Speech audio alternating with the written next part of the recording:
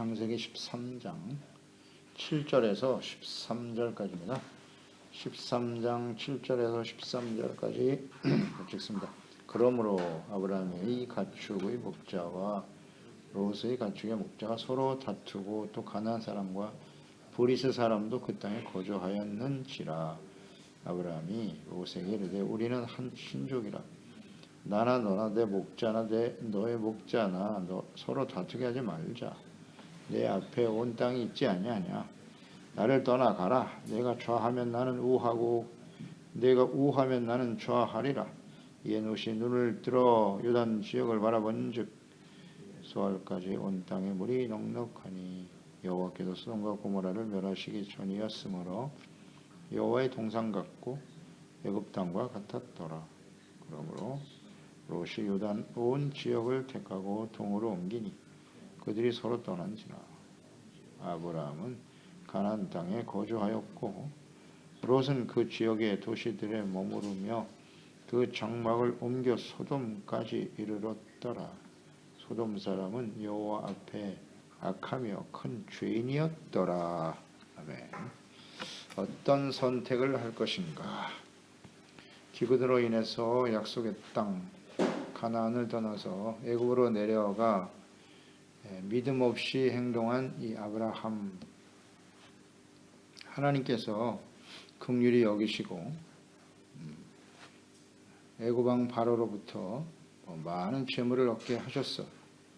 그 재물을 가지고 다시 하나님께서 약속하신 약속의 땅으로 다시 돌아올 수 있었다는 것, 이것은 큰 축복이죠. 하나님께서 분명 그를 통해서 계획하신 일들을 이루시기 위한 하나님의 뜻이었음을 우리는 확신하게 됩니다. 연단의 과정이었죠. 내려가서는 안 될 곳이었지만 그는 어쩔 수 없는 선택이었습니다. 그래서 내려갈 수밖에 없었는데요. 그래서 이 하나님께서 그곳에서 자비와 긍휼을 베풀어 주심으로 오히려 큰 부자가 되어서 다시 가나안 땅으로 올라왔다. 부자가 돼서 다시 가나안 땅으로 올라왔다는 것도 소중한 일이고요.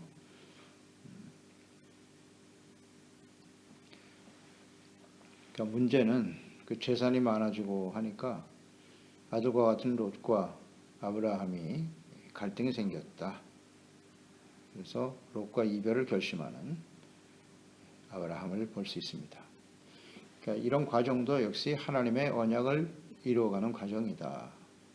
롯을 아들처럼 아끼고 의지하고 있었기 때문에 하나님께서 이제 롯과의 이별을 계획하시고 선포하심으로써 이제 아브라함과 사례를 통해서 낳을 아들을 통해서 하나님의 구원의 역사를 이루어 가실 것이다. 이것을 보여주고 계시는 거죠. 그런 계획을 세우셨던 거예요.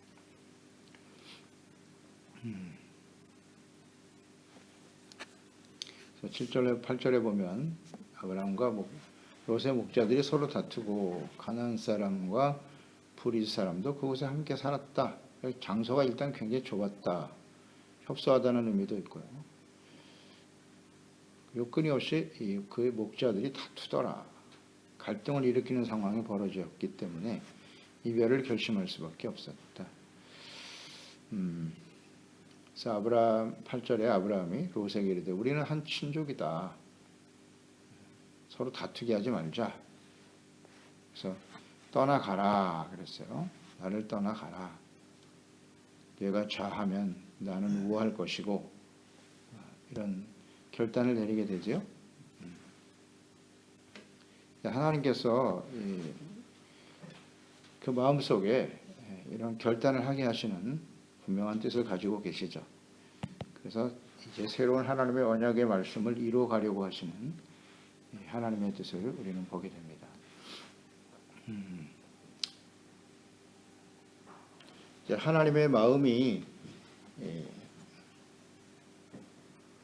하나님의 뜻을 이루고자 하는 언약을 이루고자 하는 분명한 생각을 가지고 지금 인도하고 계신데요.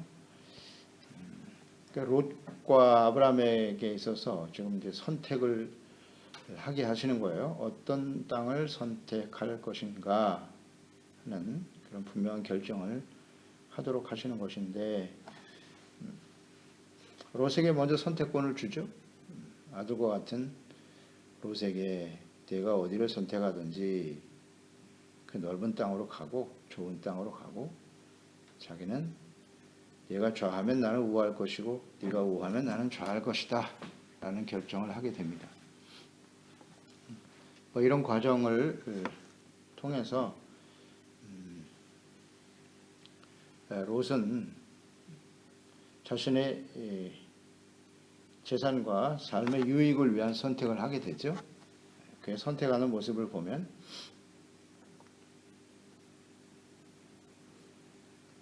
소돔과 고모라를 보았다. 눈을 들어 본즉 그랬잖아요. 눈을 들어 본즉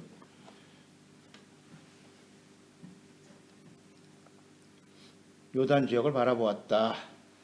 그래서 소알까지 소돔과 고모라 물이 넉넉했다. 이것이 선택 기준이었네요. 물이 넉넉했다. 그래서 풍요로운 땅이었다. 소알까지 온 땅에 물이 넉넉하니 여호와의 동산 같고 애굽 땅과 같았더라 그랬어요. 그러니까 일단 자신에게 어떤 유익이 될 것인가 바라보았다는 것은 일단 안목의 정욕이고, 더 많은 재산을 증식하고 안정된 삶을, 편안한 삶을 제공할 것 같은 소돔과 고모라를 보고 선택했다. 무엇을 바라보느냐가 굉장히 중요한데 그는 오직 자신의 유익만을 바라보고 있었네요. 정욕으로 바라보고 있었다. 그것이 선택 기준이네요.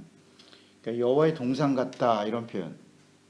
여호와의 동산 같고 애굽 땅과 같았다. 그러니까 애굽 땅과 같았다라고 하는 이 표현들을 보면 애굽 땅은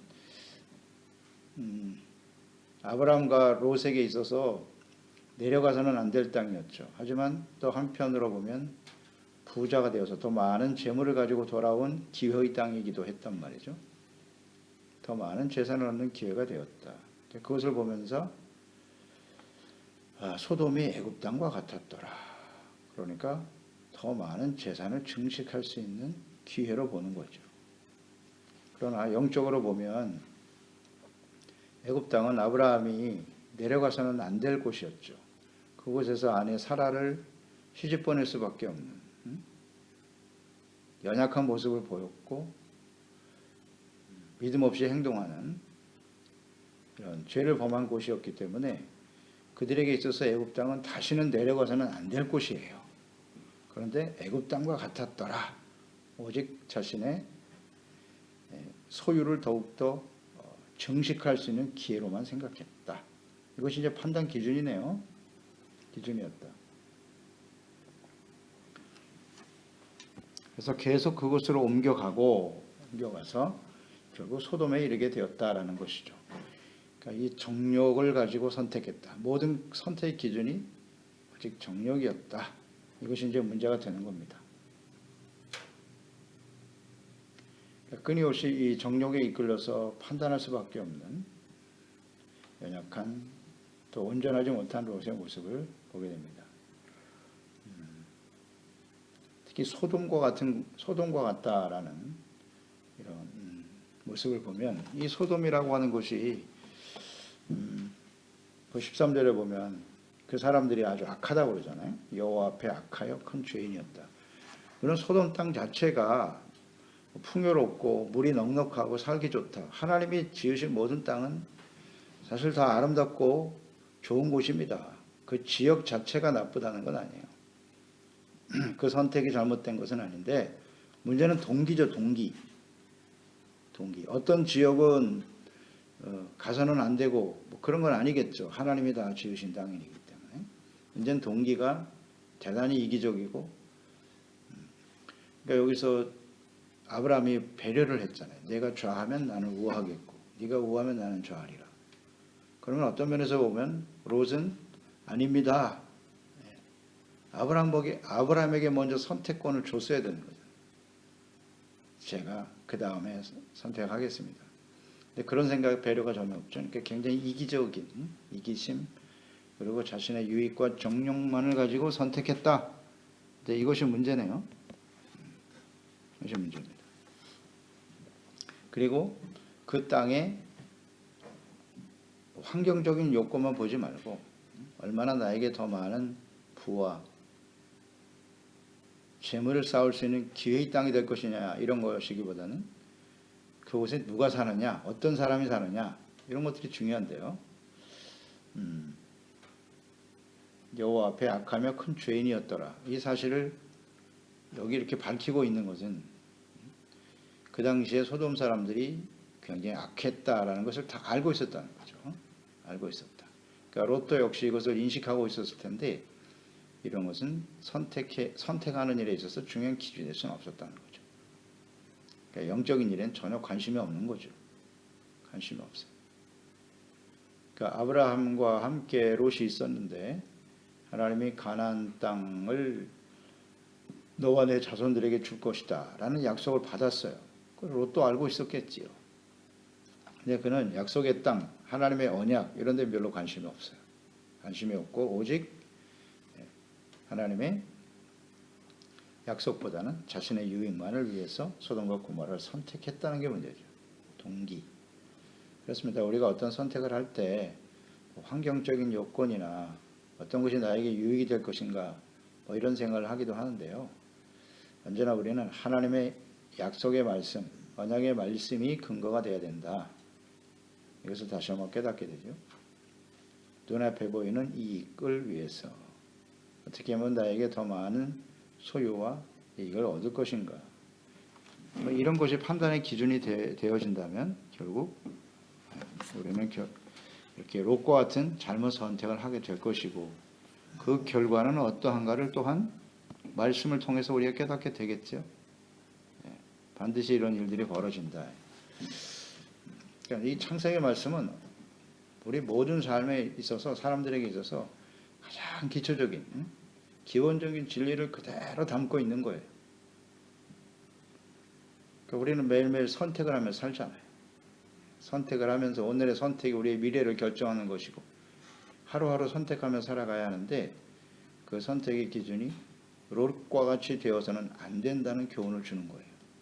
당장 보기에는 나의 선택이 옳은 것처럼 보이지만 그 선택의 기준이 정욕, 육체의 일에 근거했다면 그 결과는 어떻게 될 것인가, 오늘 이 말씀을 통해서 우리가 계속 묵상하게 되겠죠. 이 탐심이나 정욕, 이것이 사실은 우상숭배라고 하잖아요. 땅에 있는 지체를 죽여라. 그래야 우리가 하나님 앞에 영원한 생명을 얻게 된다고 말씀하고 계신데요. 근데 이런 것도 묵상하게 되고요.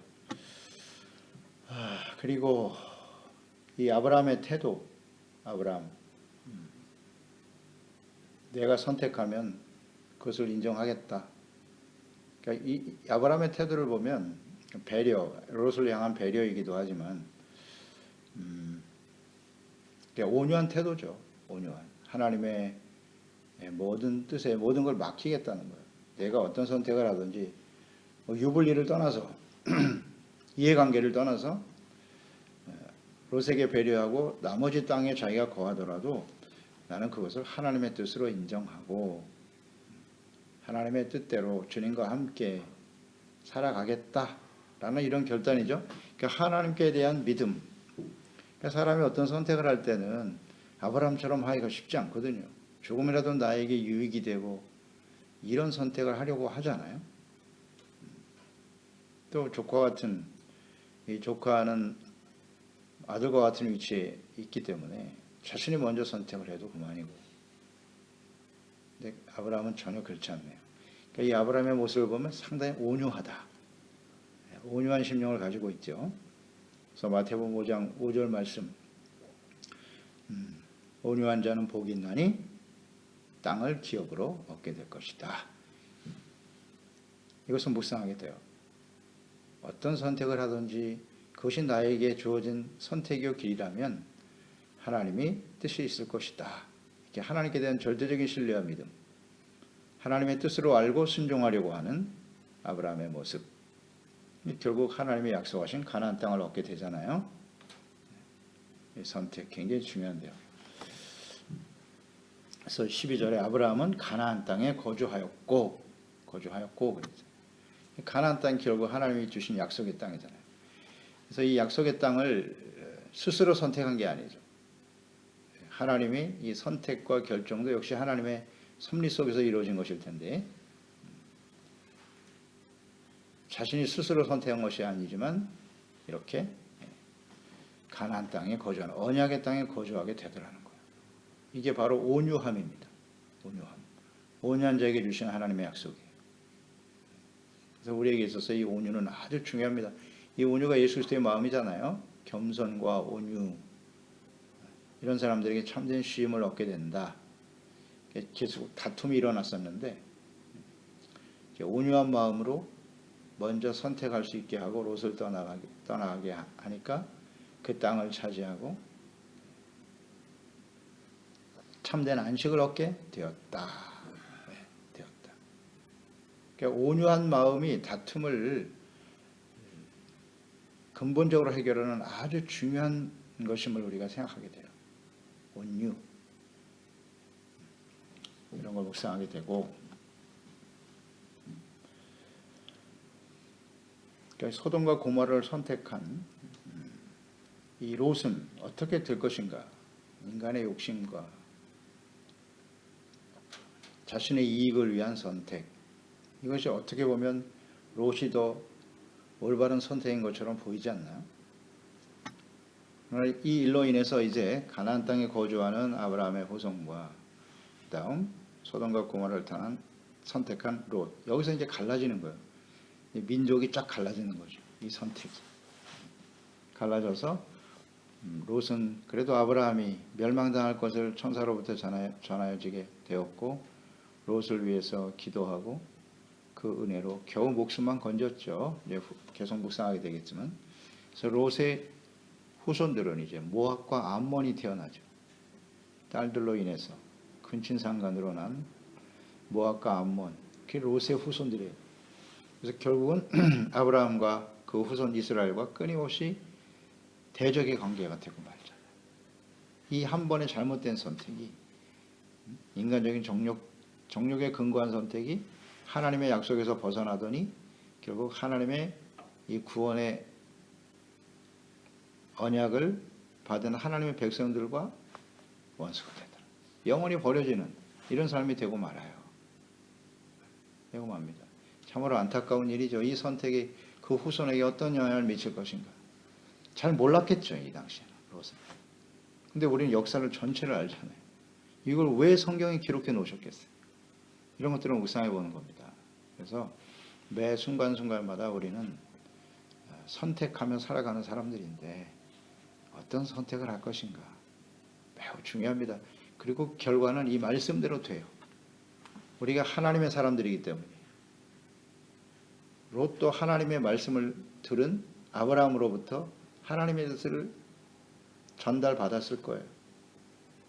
알고 있었을 거예요. 하지만 하나님의 언약의 말씀보다는 당장 눈앞에 보이는 유익, 현실적인 유익을 따라갔다.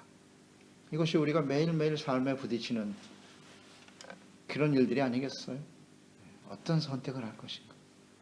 그래서 언제나 하나님의 약속의 말씀, 언약의 말씀, 소명과 사명 여기에 우리가 초점을 두고 결단하고 선택하는 것이 매우 중요하다.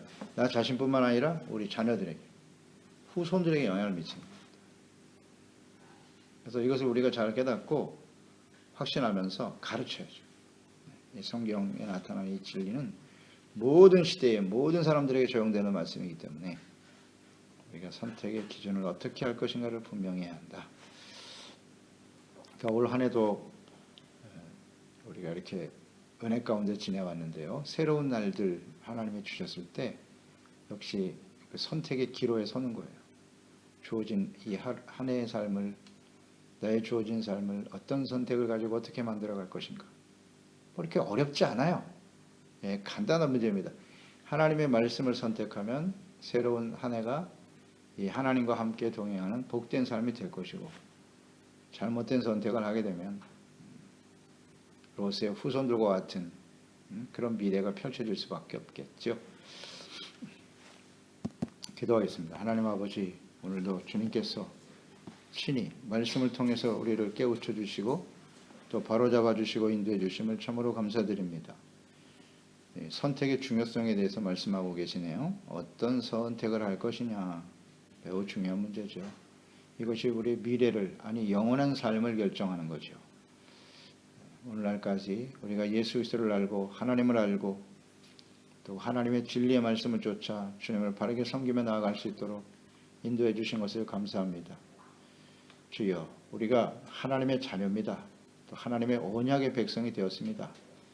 주님의 구원의 언약을 힘입어 하나님의 자녀로 부르심을 받고 또 이 땅에 보내심을 받고 주어진 사명을 위해서 살아가야 될 저희들인데요.